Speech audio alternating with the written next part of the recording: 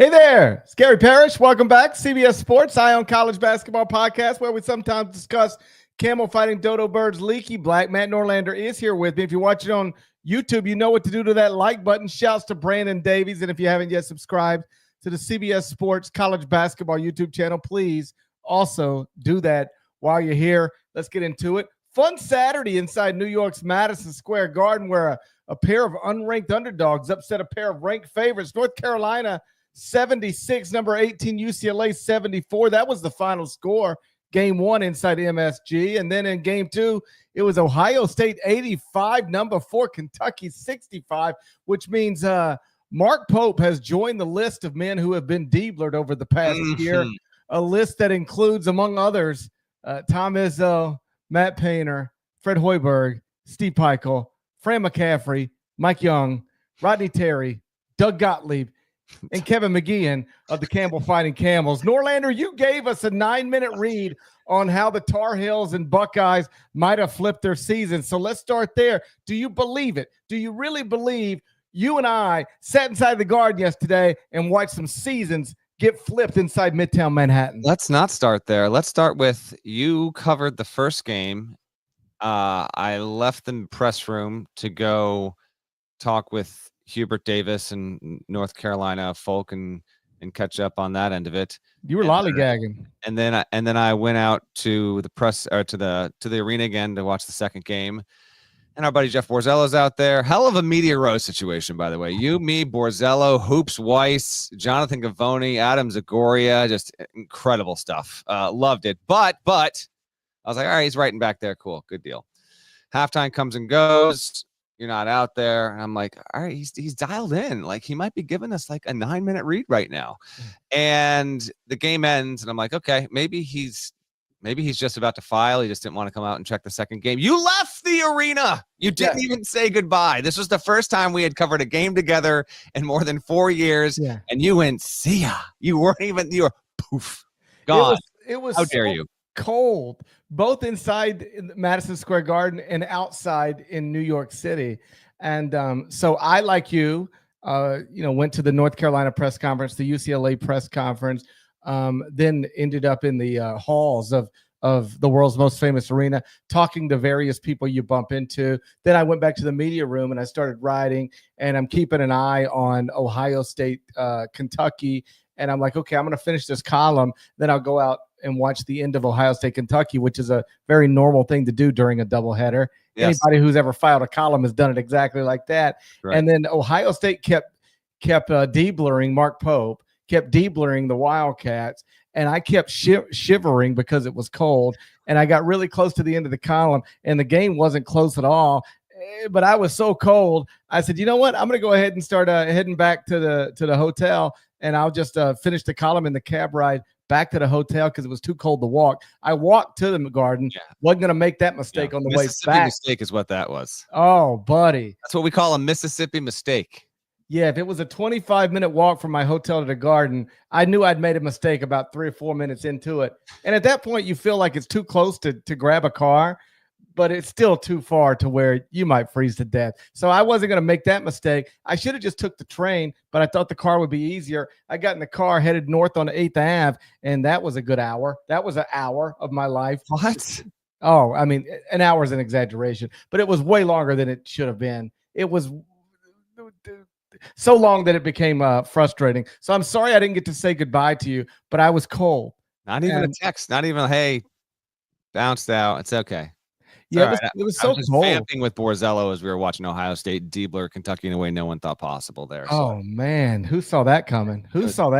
Let's get to the results of these Not games. The guy who wrote less than 24 hours earlier that Kentucky was the greatest story in college basketball. I'll tell you one person who didn't see that coming. That guy. Well, that guy being GP. That guy also being Mark Pope. I did talk with Pope after the loss, and this was the first dud. No question about it. But in observing his body language, talking to him, hearing what he had to say, how he was framing everything, he was wearing it a bit more than I expected him to. Now, it was a 20-point drubbing, and it wasn't a 20-point game for most of the night. Ohio State really put an exclamation point on there in the final couple of minutes there, but Kentucky could not pull together to run to get this game to be in doubt. And I'll give you the exact quote that that Pope gave me. We're going to get to Ohio State and Carolina, no doubt about it, because those are really significant victories. But here's what Pope told me. One, he took all the blame. He was astonished by how non-competitive the team was, and he said, "This is entirely on me. The way that we prepared for this, I clearly messed up, and we're not going to do it again." Here's his quote, though. Quote, "The only thing we can do with this game is we have to write the story, and the story has to be we're going to look back at this game and say it changed us. We're either going to write that story or we're not. That's the only thing we do because we can't go back and change this. We can't go fix it. Our only choice is to take this and just let it smolder our hearts and get better because we have to," end quote. And the way I'm saying it is not the tone that Pope was giving it to me. It was like he was writing a love letter. He was genuinely feeling this. So to the Kentucky fans that were shocked by this outcome, and frankly, I think most people were shocked by the outcome. Transparently, you and I expected Carolina and UCLA to be a close game throughout, and that Kentucky had a much better chance at running away from them. That did not happen whatsoever there. And we'll see. Pope, as a player, never lost by more than 13 points when he was at Kentucky. This is the worst loss he's ever been associated with at UK, period. And although he's about to enter into SEC play, and there's some really good teams, and there's going to be some really tough road spots, Auburn chief among them, if not Tennessee. I'm not saying Kentucky can't or won't lose again by 20, but given this roster and hearing Pope kind of lay it out, I would be surprised if we got another no-show of this level by Kentucky for the rest of the season. Those can be famous last words. We'll see on that. I want to send it back over to you. You can continue the Kentucky thread if you want, or let's go with what you teed me up on and your thoughts on the likelihoods of Ohio State and or North Carolina potentially flipping their seasons by winning, both of them as underdogs, both of them beating ranked opponents, both of them beating teams. Kentucky, one of the best offenses, UCLA, one of the best defenses. They did it in different ways. Which one to you stands out more?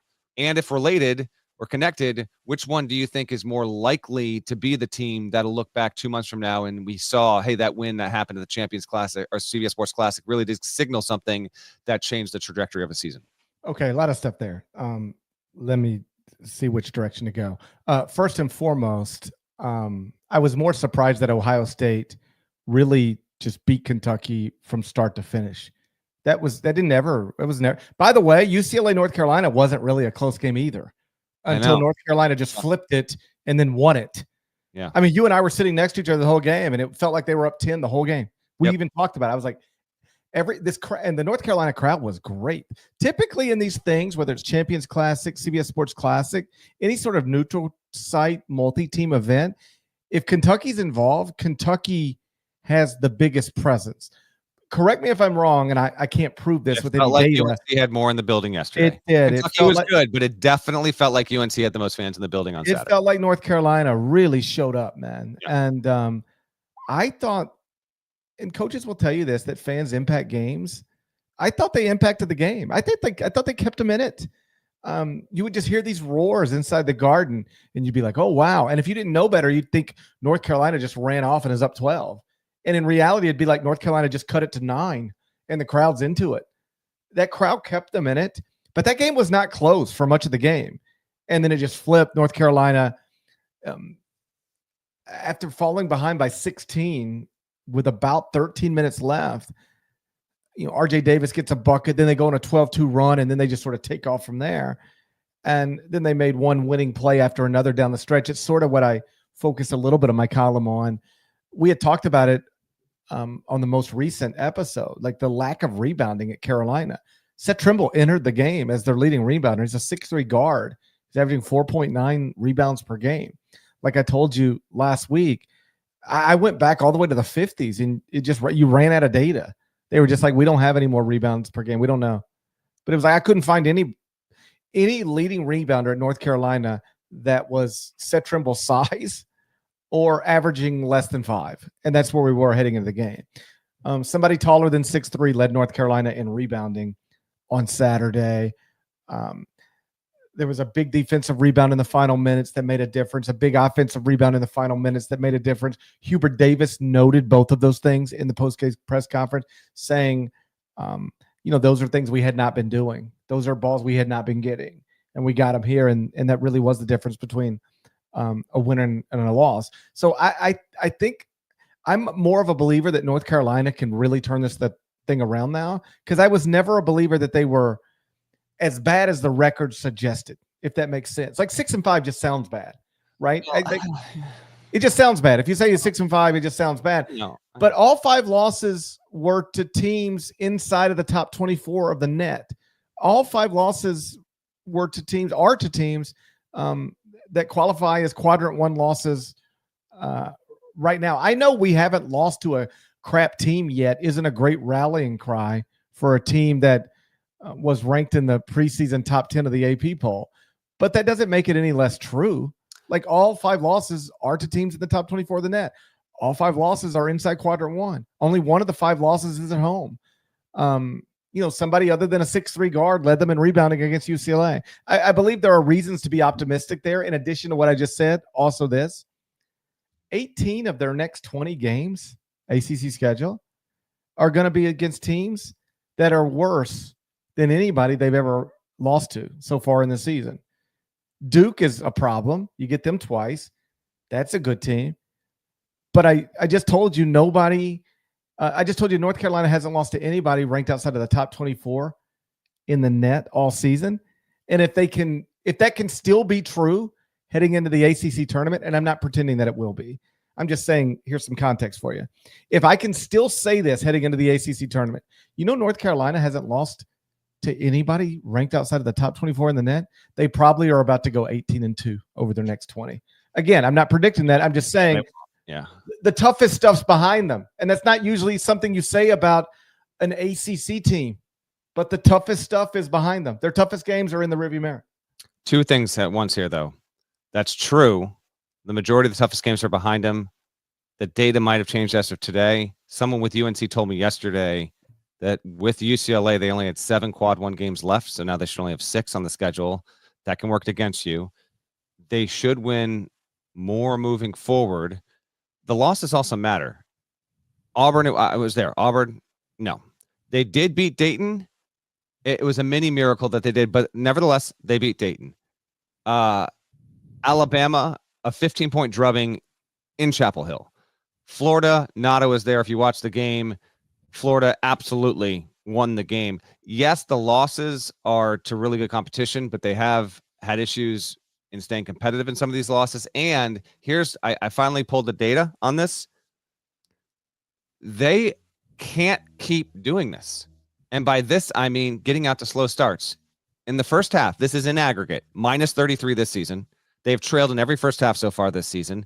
They're averaging 37.1 points in the first half and 47.8 after the break. They're shooting 26.5% from three-point range before they get to halftime versus 35.8 after halftime.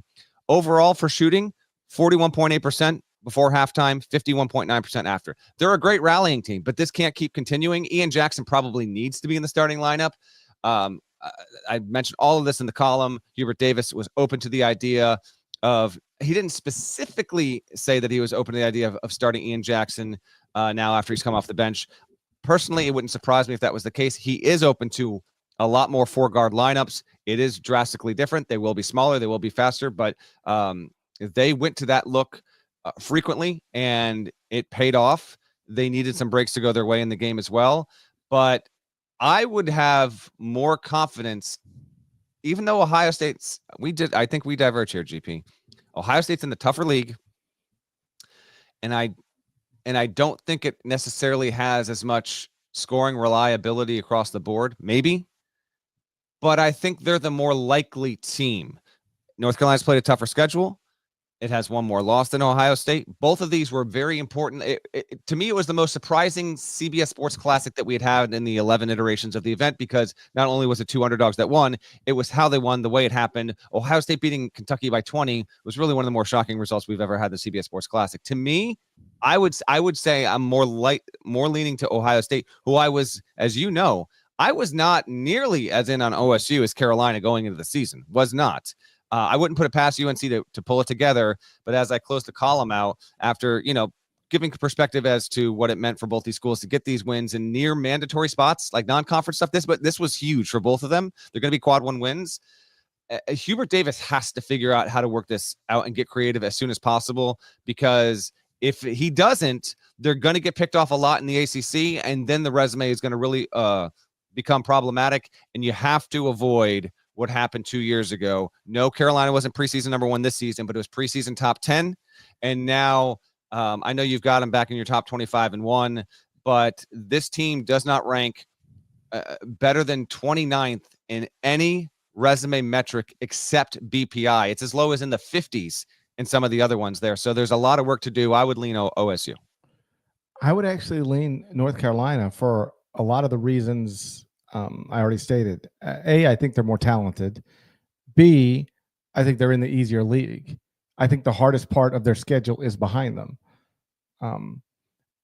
We'll see what Hubert does moving forward. But what I heard him say yesterday, he seemed very open-minded to the idea of, if we don't have enough quality bigs, let's just get small. Like that, that's what I heard. Yeah. I think they're going to try to go small moving forward. And I thought that was another sort of interesting aspect of the game. RJ Davis is from White Plains. Ian Jackson is from the Bronx. Mm-hmm. They were both home, and perhaps that's at least played a part in Carolina feeling like they had the biggest presence in the building. I don't know how big of a role that played, but those were, RJ made big free throws down the stretch. Ian Jackson scored a team high 24. Yeah. They were both good in moments, and Jackson really got high praise from Hubert after the game. There was a moment when, I don't know if you were in there, but he said every day he texts me. Hubert said this. Every day he texts me, hey, coach. No, he says, Coach Davis? Yeah, Coach Davis. And he's like, Player Jackson? Player Jackson. Yeah. And he's like, hey, is there anything I can do to get better? Do you have any ideas for me? And I don't know if that was exaggerated. After every practice, which is I don't know if it's exaggerated, if it's it's just a story and you tell it and you exaggerate it because that's the way most people tell stories. But like there was something there that suggests, okay, that's like if I were an NBA scout, I'd go, okay, that's interesting. I like that. I like that. I want to hear more about. I would want to hear more about that. How he is consistently asking his coach while coming off of the bench after being a 5-star freshman. Which all 5-star freshmen aren't comfortable with that. What is it about him that makes him reach out to his coach regularly and ask how to get better? I'd be interested in that. I would be impressed by that. So I think Carolina probably goes small and is just going to be able to out-talent most people in the ACC. I think they're going to be fine. But to your point, after the game yesterday, there's a whole bunch of North Carolina people lingering in the halls of the Garden. I saw you out there. And, I was talking to somebody, let's just say connected to North Carolina, and we were having a similar conversation to the one you and I have already had, which is, 5 losses that's not great. You don't want to have 5 losses going into Christmas. And if not for yesterday, it could have been 6. But all 5 losses were to teams in the top 24 of the net. It's like the context, it's not that bad. And this person, like, who is in Carolina blue, was like, yeah, but you got to win some of them. So even Carolina supporters understand, it's been a hard schedule. It ranks top 5 in the country, according to the net. It's been a tough schedule, but we should have won more. We need to win more.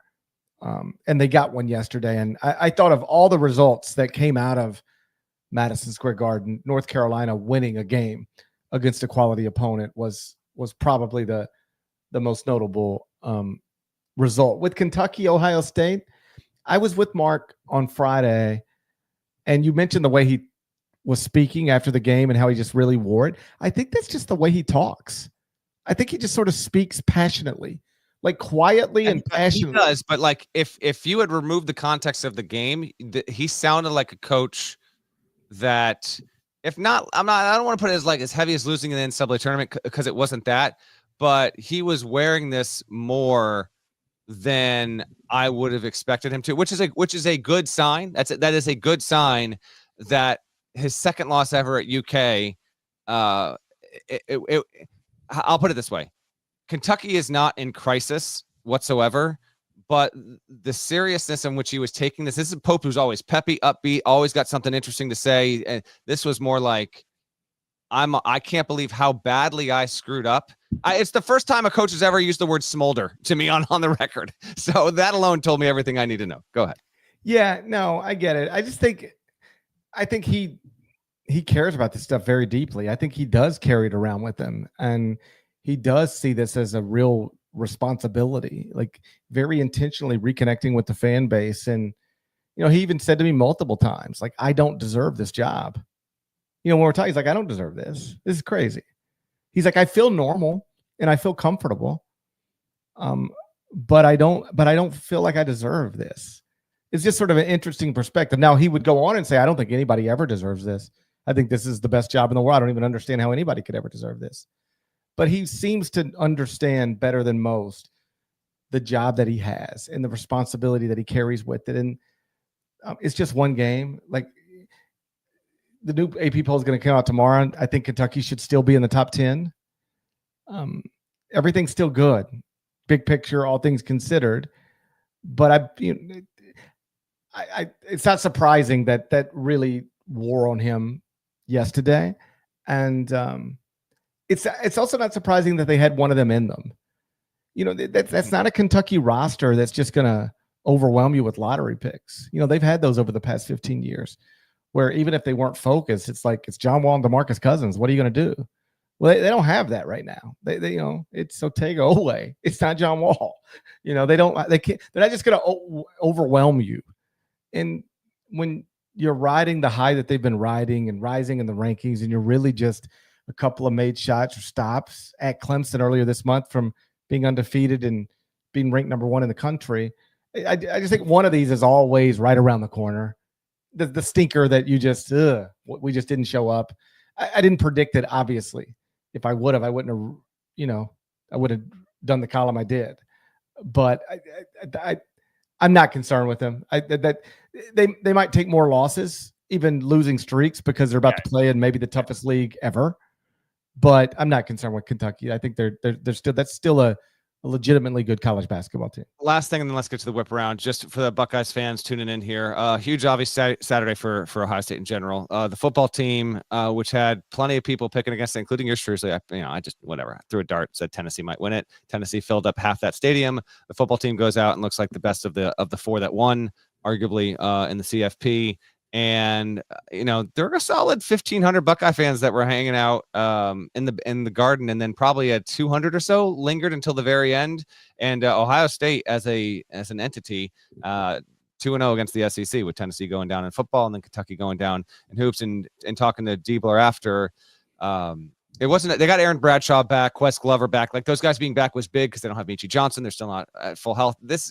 There's been a few programs where this has been the case, Baylor, Arkansas, and a few others. Ohio State's another one where they've had just, 3, 4, 5 days of practice total as a complete team to this point in the season.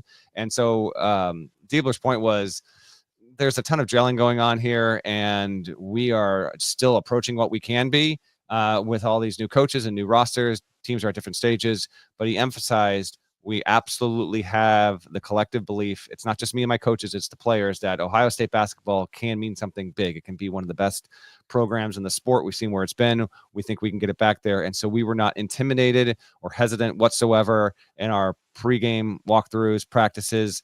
We wanted this stage. We were ready for it. And damn if they didn't show up and get a big time win there. Good on the Buckeyes. I want to get to the rest of the we got a lot to get to here in a little bit of a shorter window, as GP and I both have Christmas festivities to get to on Sunday night. What do we say we get to the weekend whip around, GP? Illinois-Mizzou was a tremendous game on Sunday afternoon. We'll get to that right after the break. But first, how about a word from our partners?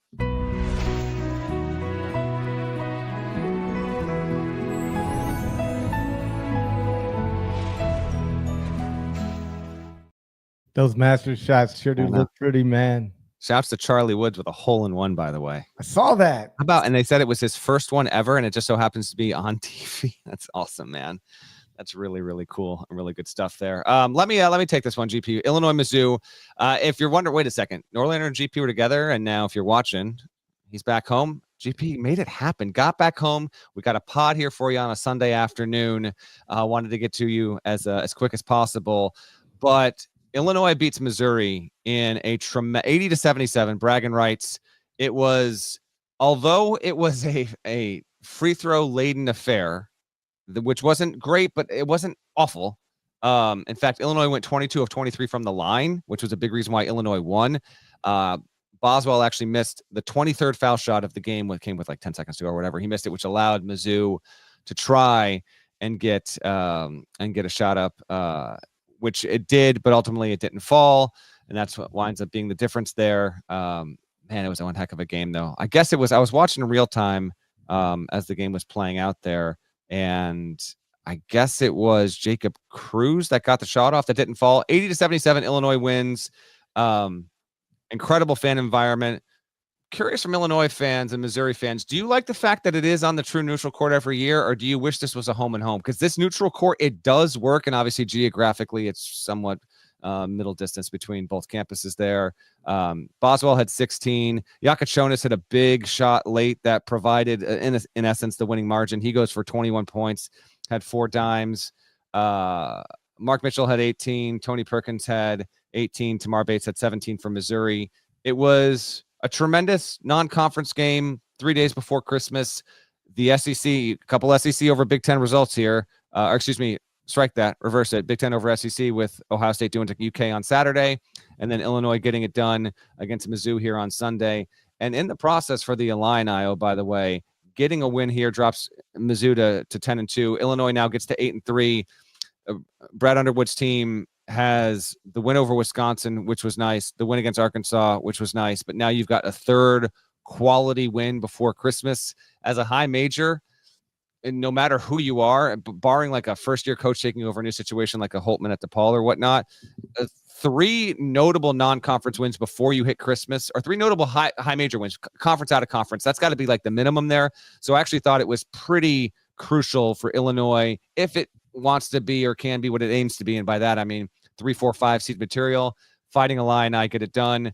My Bears were absolutely atrocious and continue to be so. I bring that up only to say I turned off the audio on the Bears game by halftime, went full on for Illinois Mizzou, and it was an incredible experience there. GP was in transit, so he didn't get to watch much of that. So I got no problem taking the majority of handling that one. Mizzou went on an 11-0 run and took the lead in the second half, and I actually thought they were going to pull it out, but missing many more free throws than Illinois wound up being the difference there. So that's the only Sunday game of note. GP, as for what we saw Saturday, where do you want to start? What do you want to hit on? What stands out most to you? Well, Mississippi State went into Glorilla Forum in downtown Memphis and beat the Tigers around pretty good. Christian's Bulldogs beat Memphis bad. Yes. Like from start to finish, controlled the game all 40 minutes. And then the Mississippi State Twitter account weaponized Big Glow. Oh, I missed this. Oh, buddy. Oh, I did. I missed it entirely. They weaponized Big Glow against Memphis. It's a tough situation. It's a tough situation. Like these social media managers. All's fair in war and social media. All right. Nobody's being critical. I'm just saying, I believe this is the first time the University of Memphis has ever had Big Glow weaponized against it. And it was not something that people expected when they woke up Saturday morning. They thought they would go downtown and see yet another Memphis victory over a Power 4 program, but they got the opposite, and then Big Glow was weaponized against the Tigers. It's tough. It's a tough situation. That's tough. Another SEC win there. I mentioned it on the Friday show. Memphis needed to show up serious, like it was ready to go and not rest on its laurels too much. And I don't know if that was necessarily the case. I was watching this on the train ride into the city, which is also, like, as a side note, like just YouTube TV and 5G. It's just things we could have never done, 8-10 years ago. Just makes the job generally a lot easier there. And Mississippi State, it was immediate, like no doubt about it. Mississippi State, Chris Jans, I didn't respect you enough in the preseason. I was wrong. That one's on me. I was wrong. 11-1 now. And just a note historically here for Chris Jans, who's done a great job. And he was one who, when he got the job, he was rumored to be the leading candidate for Mississippi State. Once he was hired there, everyone's like, that's a great fit. It has absolutely been that, and even more so. Chris Jans in non-conference play, 3 seasons, he's 33-4, continually doing a good job. And it's not like he's scheduling nothing but cupcakes there. There's been some toughies in the mix. And And yeah, it's easy to overlook Mississippi State's program because there traditionally isn't a lot of flash about it. Josh Hubbard, we talked about him plenty. I think he actually had 3 turnovers in like the first 6 or 7 minutes in this one, ironically enough, after only having 3 period all season. But good win by Mississippi State. Obviously, Memphis has another chance this upcoming weekend against Ole Miss. We'll see how that one goes. But yeah, quality stuff out of the Bulldogs there, who are well in place to be a factor. And I haven't thought about it too much, but given how they play and not just Hubbard, Riley Kugel, Keyshawn Murphy are good players, and Kugel actually had a nice showing off the bench in this game with Cameron Matthews. This is the kind of team that if in a deep SEC, it would be easy just to not consider them to be a team to finish in, say, the top 5. I wouldn't be so sure. They've got a really good chance there, GP, and what they did was pretty impressive. Sticking the SEC. I just hope Jamont Gordon didn't hear you say that there's not usually much pop at Mississippi State. Why not? He shouldn't have to hear that as a Bulldog legend. I hope Jarvis Varnado didn't hear you say that. Jarvis Varnado, I am a big time fan. But I think he's the all-time NCAA leader in blocks. So I wouldn't dare. I hope Mario Austin didn't hear you say that. Look at this. Mario Austin drops. Couldn't love it more. Sticking the SEC. So Auburn destroys Purdue. Janai Broom, who we both didn't think would play, shows up a little shoulder sleeve, 23-11, like it's nothing. You shouldn't be in a sling one day and then play basketball, 3 days later. It's not fair to the Final Four and 1.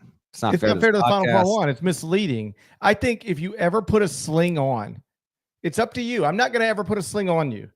But if you ever allow a sling to be placed upon your body, you're not allowed to play basketball for a week at least. I think that should be a rule. Well, why is that not a rule? My room doesn't give a damn about your rules or my rules or anyone's rules. Should be a rule. Auburn, 87-69, manages to go for 1.28 points per possession. Got up by, I think, as much as 33 in this game. And what this game's going on is we're at the Garden. So I'm dialing in here and there, trying to check in on it, but it wasn't even close. Auburn right now is 131.2 adjusted points per 100 possessions at KenPom. I have not fact-checked this, but credit to a few folks that put this out there. I think Trilly Donovan might have been one of them. Right now, I guess this is the highest. If Auburn were to finish the season at 131.2 in offensive efficiency, that would be the best in the history of KenPom. They're about to go play in the SEC. It's going to be a tough task, but they continue to be outrageously dominant. And we thought Purdue could get inside the number of 8.5 if Broom didn't play. Well, he did play and it wasn't close. And Auburn's the best team in the sport. Well, Auburn has a net rating now at KenPom of plus 36.33. For some context, understand that UConn last year was plus 36.43.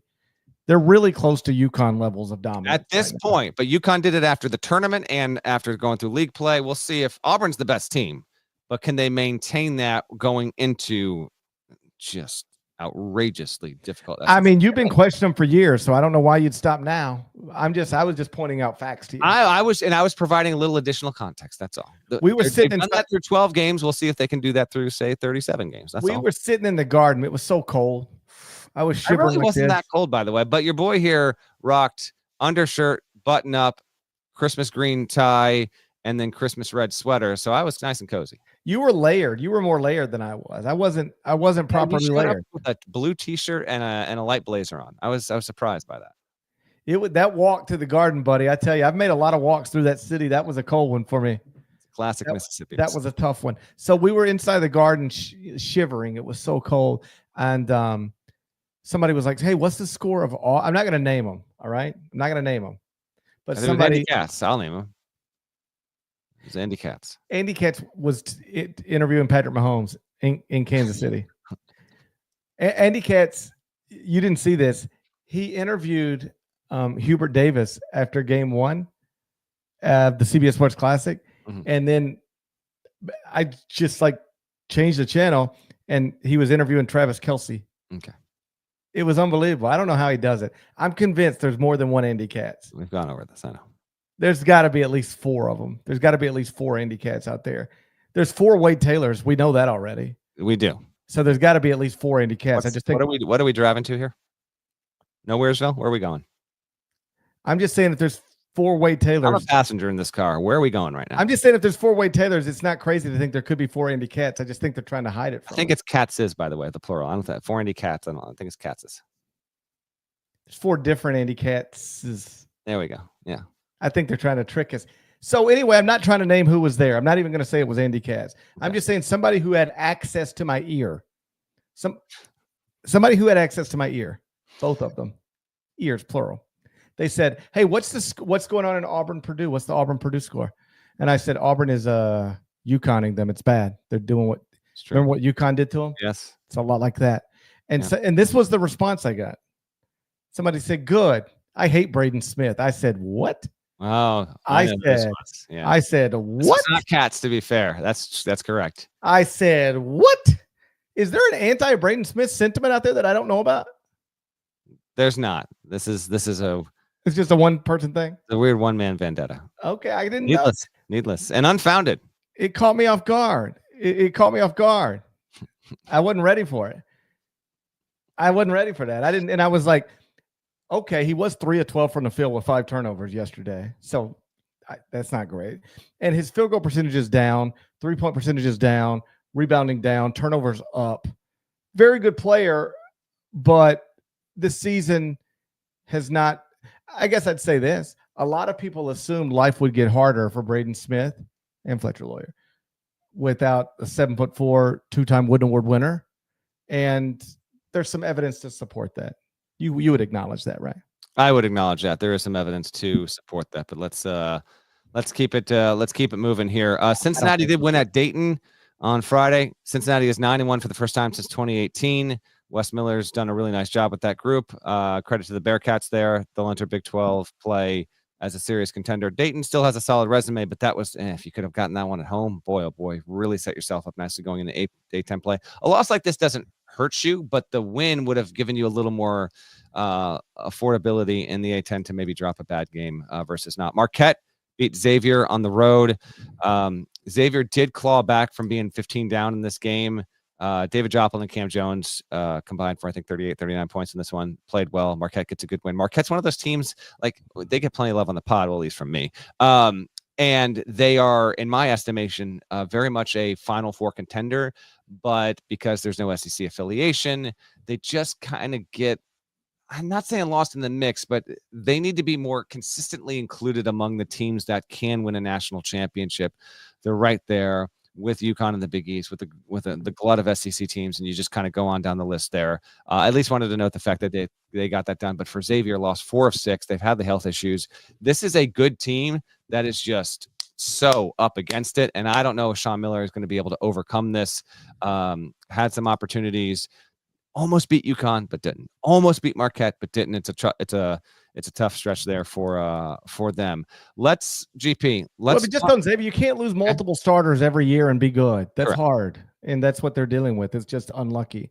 Like if you're a Xavier fan on your message board trying to figure out what the problem is that you're unlucky. I hope you get better luck going forward. It is part of it. I want to touch on 4 situations that are not great at the moment. The first one is a really fun ending, but not for the team that wound up losing. Princeton beat Rutgers on Saturday in a thrilling finish.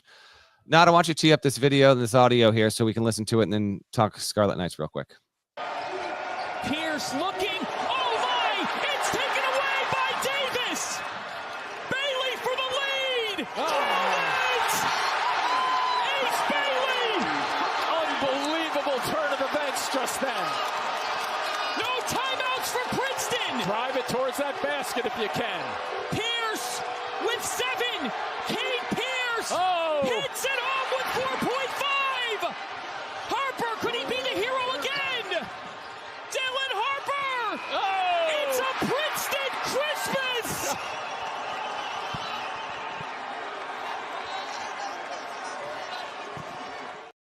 The affable, amenable John Fanta on the call there for FS1. Credit to them for that call.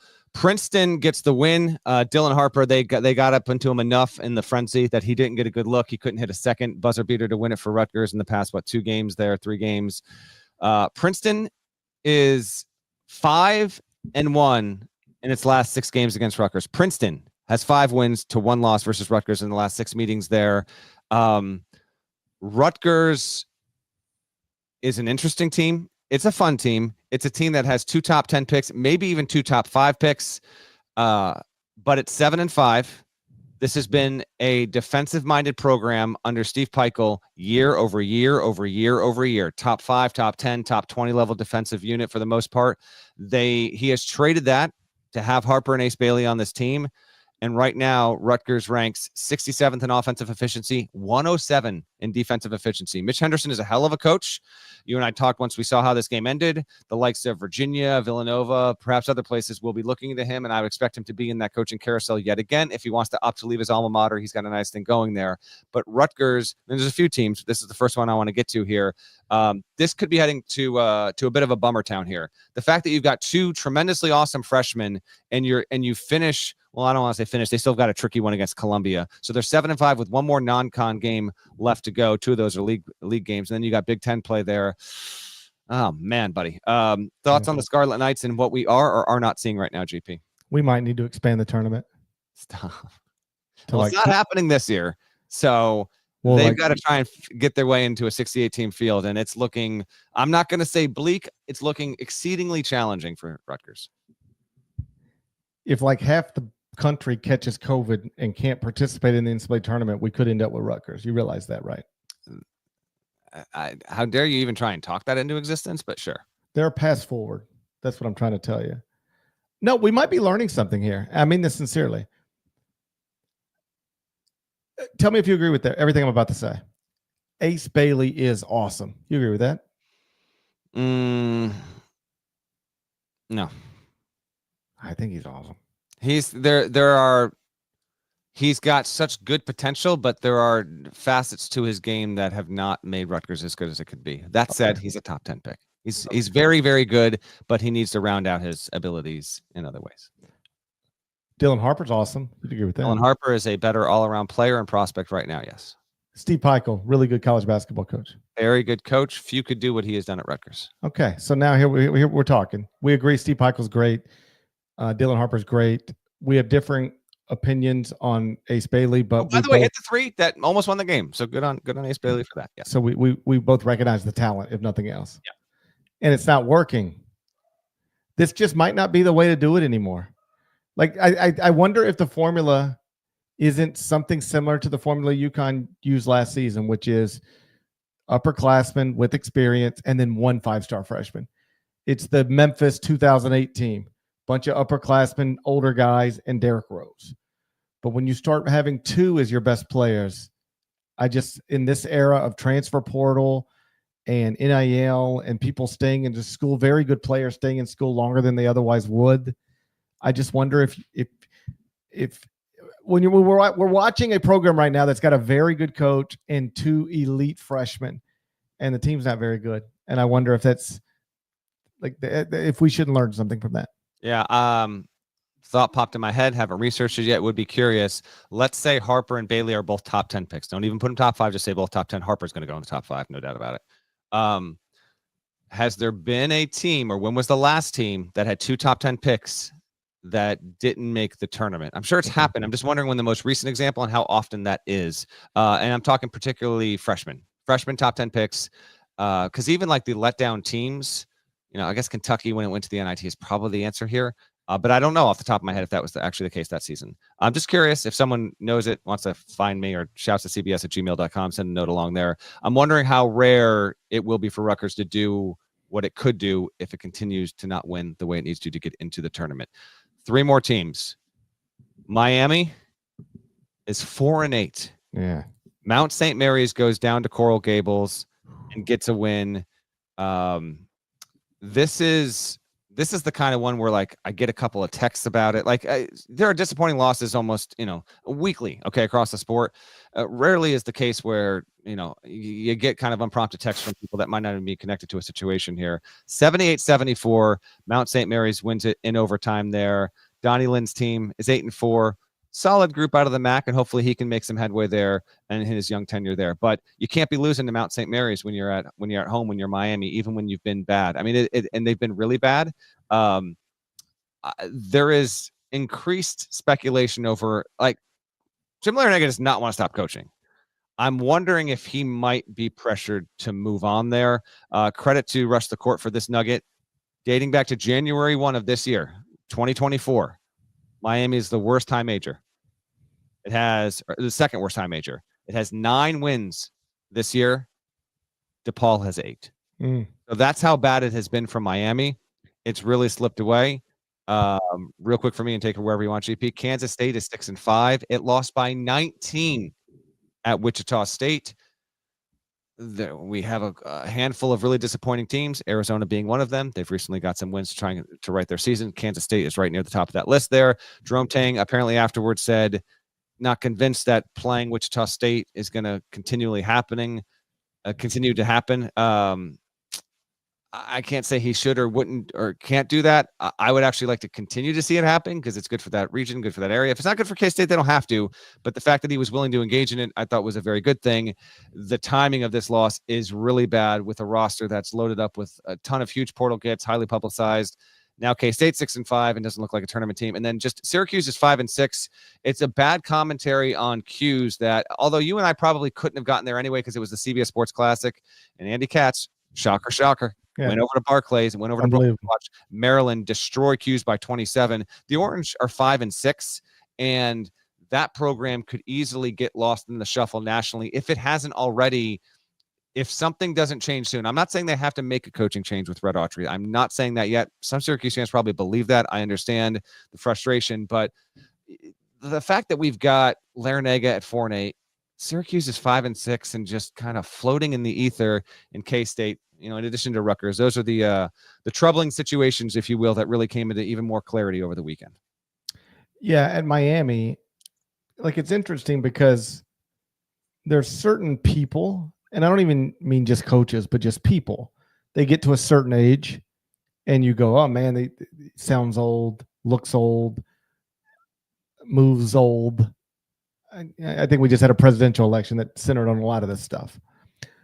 I say that when you're with Jim, he doesn't feel – he's 75 years old, but I never feel like I'm talking to my great-great-great-grandfather. Do you know what I mean? Yeah. He feels he's with it, man. And he wants it. If it's up to him, I genuinely – if it's up to him, he's coaching at least 5 more years. Yeah, I don't know how to say it. What I'm trying to say is I've talked to some 75-year-olds, and I go, oh, man, let me give him a hug because this might be, it doesn't – Jim seems fine and very capable of continuing to run a Division I men's basketball program, but it's not going well. And so what's interesting here is he's not most people who reach this age in this sport have at least hinted about retirement. I don't think he's ever even hinted at it. No, I mean, he went on the record with me 2 consecutive years and said, I'm nowhere close to retiring. It's not. Yeah. And so he's one of those coaches that also does not do anything else. Doesn't play golf. Doesn't have hobbies. He just lives basketball. What's interesting is that when he left George Mason for Miami, I know people thought this was just, he's just going down there to retire. He's just going down there to take a big paycheck and retire. That was in 2011. All right. It's 2024, nearly 2025, just in case you don't have a calendar. It's nearly 2025. Wild. He doesn't seem interested in walking away at all. But this has gotten really bad. They were 14th in a bad ACC last season, or at least a underwhelming ACC last season. Now it does come on the heels of an Elite 8 in 2022, a Final Four in 2023. But last season was bad, and this season looks like it could be worse. So that'll be a complex and complicated situation that they've got to navigate there. He's a legend, a borderline, Naismith Memorial Hall of Fame candidate type of coach. Yeah. But it's gotten really bad, and it shouldn't be this bad. I don't even think Jim would argue with that statement. All right, we're up against it. One more holiday break, if you could. Word from our partner before we wrap up the pod. CBS CBS Sports HQ, giving you college football coverage unlike anyone else. We're talking Big Ten. Pre- and post-game coverage. Are you encouraged with the way that this team responded? Along with breaking news. A lot of movement in the rankings this week. Highlights and expert analysis. That streak could be in jeopardy here. Sure. What was your main takeaway from this game? How impressive was his domination? That really changed the football game. Let's go ahead and have some more fun. Another wild ending. The chaos continues. Turn to CBS Sports HQ. All right, Norlander, we just looking ahead to the next couple of days. Is that what we're doing right now? Well, there's really okay. So here's the deal: the scheduling, and then it's Christmas time. You know, I got to head out to a Christmas party here in short order. You've got some Christmas stuff on the home front here tonight as we get ready. Christmas on a Wednesday, by the way. My older son was saying this. He was like, I love Christmas on Wednesday because it's the middle of the week. We get more Christmas break, and it's like Christmas starts on the weekend. And I'm like, damn, if he's not correct, because I feel like I've been going through 3 straight days of Christmas already, and it's still 3 more days until Christmas there. So a Merry Christmas and Happy Holidays to all of our listeners. We appreciate you. Thank you so much. It is because Christmas being in the middle of the week here, it is a relatively barren schedule. The only thing that we got is that Diamond Head Classic, which, starts here on Sunday, Oregon State, Charleston, Loyola Chicago versus Oakland, Nebraska, Murray State, and then Charlotte, Hawaii. Those are the 8 teams. So you got those games Sunday, and then they play again on Monday. And then, as is tradition, the event wraps up on Christmas Day. So we will have some games. There's not a lot there with Christmas being on Wednesday. This is our final podcast before Christmas. Want to give a shout to Nada because he's actually getting on a flight here shortly as well to fly across the pond. We'll get a full recap from him after he returns. Rumor has it our guy here might actually slap on some skis and try and hit the slopes in Austria, which I frankly cannot wait to hear about. And he better not bail on this entire Nada. You better not bail on this. No promise. We'll have shows later in the week to be determined. I'm getting my because I know I'm not at risk of this getting back to my fam. At least it better not. You know what? I won't even say it. One of my kids is getting a gift, and we might utilize that gift. Speaking of the slopes here, later this week. So that being said, GP and I will podcast again either Thursday or Friday. We don't know yet which, but there's not a lot of games, and we usually do some sort of year in review. So in the absence of having games to recap, next show we'll do a Final Four and 1, set you up for what's a solid weekend, in fact, of hoops. And then we'll give a little year in review, biggest storylines, things that we loved about 2024 and all that good stuff. You got any Christmas thoughts? Any Christmas cheer? Any Christmas anecdotes from the GP household here as we get ready for Santa to come down the chimney in a couple nights? Not really. It's just, I'm not a big fan of Christmas falling right in the middle of the week. I don't know. Yeah, that's Wednesday one. For parents, it's a little yeah, I don't love it so much, but it does. It really dials down the basketball schedule. Not a lot for us to pay attention to this week, which means it's a wonderful opportunity to catch up on season 1 of Landman, streaming right now on Paramount Plus. New episodes drop every Sunday. I had this in the Google Doc, although I guess we could save it for the year in review, and I'll save mine for the year in review. Other than Landman, any other piece of media that you've consumed in the year 2024 that, since we're not going to have a show on Christmas on Wednesday is our typical cadence, obviously we're not going to have a show on Christmas morning. Any other media you've consumed, books, podcasts, movies, TV shows that our listeners should try and seek out here? Other than Landman, we're very familiar with the Landman. Really focused on Landman right now, starring Academy Award winner Billy Bob Thornton. But I feel like you listen to some really sick stuff when it comes to the true crime podcast genre, though. You get anything over the summer that you can think back on that might be worth getting into? I did listen to a podcast the other day. Do you hear about this rape trial in France? No. Oh, buddy. Why did I even ask? Oh, buddy. Give me like 2 minutes. You ain't gonna believe this. I gotta get out of here. I gotta go. I'm not even kidding. I got a great. I'll relate to this Christmas party. All right, you go to your Christmas party. I got a great story about a rape trial in France. It'll blow your mind. I'll give it to you some other day. That's the deal. And by the way, something of a family show. We do have young listeners. Well, they need to know this too. They need to know this too. They could learn from this. It's awful what these men did. All right. I think that's a show. I really do. That's got to be a show. Merry Christmas to our listeners. hopefully Santa brings you some really good stuff, and everyone has a wonderful holiday season, Hanukkah, the whole shebang on that. We will be back on either Thursday or Friday. That will be determined, frankly, after Christmas is coming. Y'all out there listening to basketball podcasts. I'm listening to podcasts about French rape trials. That we're on different levels. I think we're on different levels. I'm not disagreeing in the slightest. Shouts to Devin Downey. Shouts to Chester, South Carolina. Shouts to Terry Teagle. He's a legend. Huck Larnell. Thank you guys once again for watching, listening to the Eye on College Basketball podcast. If you're not subscribed, please go subscribe anywhere you subscribe to podcasts, Apple, Spotify. There's more of us than there are of them. That should be reflected in the comments. So please do that. Have a wonderful Christmas, and we'll talk to you again real soon. Till then, take care.